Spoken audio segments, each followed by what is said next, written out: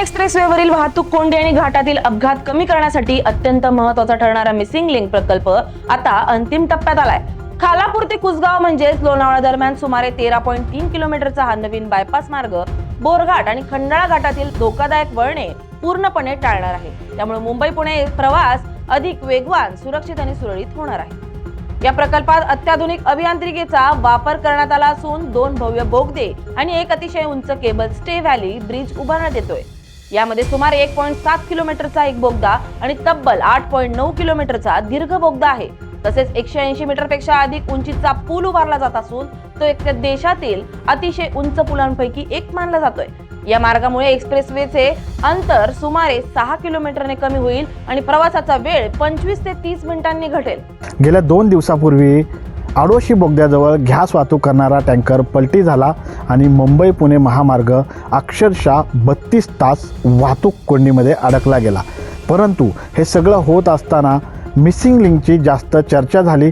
Missing link नेमका सुरू का नाही झाला, मिसिंग लिंकची सध्याची परिस्थिती काय आहे हे पाहण्यासाठी आज आपण आलेलो आहोत। आपण आता ज्या ठिकाणी मुंबईवरून येताना मिसिंग लिंक सुरू होतो म्हणजेच मुंबई पुणे एक्सप्रेसवेवरील खोपोली घाटाजवळ आपण आहोत, जिथे आता मुंबईच्या साईडने आल्यावरती हा मिसिंग लिंक सुरुवात होते। खरं तर हा मिसिंग लिंक म्हणजे नेमका आहे तरी काय, मुंबई पुणे एक्सप्रेसवेवरील वाहतूक कोंडी आणि घाटातील अपघात कमी करण्यासाठी अत्यंत महत्त्वाचा ठरणारा मिसिंग लिंक हा प्रकल्प आता अंतिम टप्प्यात आलेला आहे। खालापूर आणि कुसगाव म्हणजेच लोणावळा दरम्यान सुमारे 13.3 किलोमीटरचा हा नवीन बायपास मार्ग जो बोरघाट आणि खंडाळा घाटातील धोकादायक वळणे पूर्णपणे टाळणार आहे।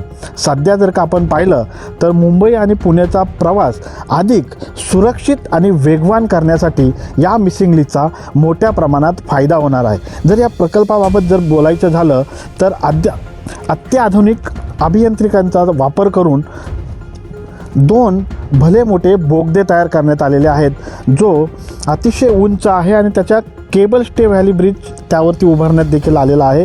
यामध्ये सुमारे 1.7 किलोमीटरचा एक बोगदा आहे, जो तब्बल 8.9 किलोमीटरचा दीर्घ बोगदा आहे। तसेच 180 मीटरपेक्षा अधिक उंचीचा देखील येथे एक पूल उभारला जात आहे, जो देशातील सर्वात उंच पुलापैकी एक पूल मानला जातोय। या मार्गामुळे साधारणतः एक्सप्रेसवेचं 6 किलोमीटरचं अंतर जे आहे ते कमी होणार आहे आणि प्रवाशांचा 25 ते 30 मिनिटांचा वेळ देखील वाचणार आहे। साधारणतः जर का आपण पाहिलं तर फेब्रुवारी 2026 पर्यंत या प्रकल्पाचं जे काम आहे ते 94 ते 95% पूर्ण झाल्याची माहिती आपल्याला भेटते। तर टनेलिंगचं जे काम आहे ते जवळपास 98% पूर्ण झाल्याची माहिती प्राथमिक समोर येते। केबल स्टे ब्रिजवर सध्या केबल बसवण्याचं काम जे आहे ते अंतिम टप्प्यात आहे। पावसाळा आणि या भागाचा जर का विचार केला तर त्यामुळे या कामाला विलंब लागल्याचं प्राथमिक दृष्ट्या समोर येतं आहे। साधारणतः या प्रकल्पाचा जो खर्च होता तो अंदाजे 7 ते 7.5 कोटी इतका या प्रकल्पाचा खर्च आहे। जर आपण पाहिलं तर अधिकृत जी सूत्र आहेत त्यांच्याकडून जी माहिती भेटते त्यानुसार सर्व चाचण्या आणि फिनिशिंगचं जे काम आहे ते आता पूर्ण झाल्यावर 1 एप्रिल ते 1 मे 2026 दरम्यान हा पूल वाहतुकीसाठी खुला होण्याची शक्यता वर्तवण्यात येते। तथापि अजून एक माहिती समोर येते ती म्हणजे अत्यंत महत्त्वाची अजून एक माहिती जी समोर येते ती हा जो पूल आहे तो अवजड वाहनांसाठी कदाचित बंद केला जाऊ शकतो। पण जर का आपण पाहिलं तर पुलाचं काम जरी अंतिम टप्प्यात असलं, मिसिंग लिंकचं काम जरी अंतिम टप्प्यात असलं तरी तो प्रवाशांसाठी कधी खुला करण्यात येईल, या पुलाचं काम कधी पूर्ण होईल हे पाहणं आता आपल्यासाठी अत्यंत महत्त्वाचं ठरणार आहे। फेब्रुवारी 2026 पर्यंत 94 ते 95% हा प्रकल्प पूर्ण झालाय।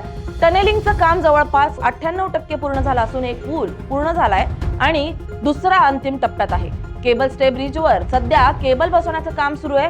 पावसाळा, अवघड भूप्रदेश आणि मोठ्या अभियांत्रिकी आव्हानांमुळे काही विलंब झाला असला तरी आता काम वेगाने पुढे जात आहे. या प्रकल्पाचा खर्च अंदाजे 7 ते 7.5 हजार कोटी रुपयांपर्यंत गेलाय. पुणे आणि मुंबई यातील प्रवाशांची वाहतूक सुरळीत होण्यासाठी पूर्वी जुना मुंबई पुणे महामार्गाचा वापर केला जात असे.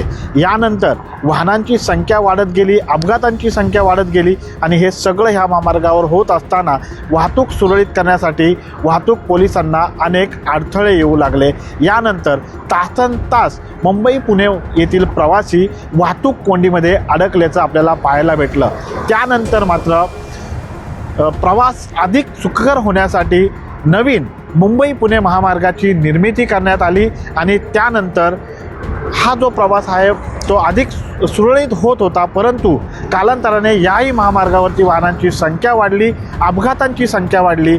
जर का आपण 2-3 दिवसापूर्वी पाहिलं असेल तर याच महामार्गावरती टँकर पलटी झाल्यानंतर 32 तासापेक्षा जास्त काळ प्रवाशांना वाहतूक कोंडीचा सामना करावा लागला. ही सगळी परिस्थिती बदलण्यासाठी आता मुंबई पुणे या महामार्गावरती मिसिंग लिंक सुरू करण्यात येत आहे आणि त्याचं काम देखील अंतिम टप्प्यात असल्याची माहिती समोर येते. या मिसिंग लिंकमुळे साधारणतः 20 ते 25 मिनिटांचा वेळ वाचणार आहे. पेट्रोल इंजिनची देखील बचत होणार आहे. अपघाताचं प्रमाण देखील घटणार आहे. तर पावसाळ्यामध्ये ज्या दरडी कोसळत होत्या त्या दरडींमुळे जो अपघात होत होता त्याचं देखील प्रमाण आता काहीसं कमी होणार असल्याची माहिती समोर येते. परंतु हा मिसिंग लिंक ज्या उद्देशाने सुरू करण्यात आला तो मिसिंग लिंक लवकरात लवकर कधी सुरू होईल, प्रवाशांच्या सोयीसाठी कधी उपलब्ध केला जाईल याची आता प्रतीक्षा प्रवाशांना लागलेली आहे. सर्व चाचण्या आणि फिनिशिंगचं काम पूर्ण झाल्यानंतर हा मार्ग 1 एप्रिल ते 1 मे 2026 दरम्यान वाहतुकीसाठी खुला होण्याची शक्यता आहे. एकदा मिसिंग लिंक सुरू झाल्यानंतर घाटातील ट्रॅफिक जाम मोठ्या प्रमाणात कमी होईल, धोकादायक वळणे टळतील आणि पावसाळ्यातील दरड कोसळण्याच्या घटनाही कमी होतील. जड वाहनांवर म्हणजेच ट्रक आणि बसवर या मार्गावर मर्यादा घालण्याचा विचार सुरू आहे. तसेच प्रकल्प खर्च वसूल करण्यासाठी टोल दरात बदल होण्याची शक्यताही व्यक्त केली जाते.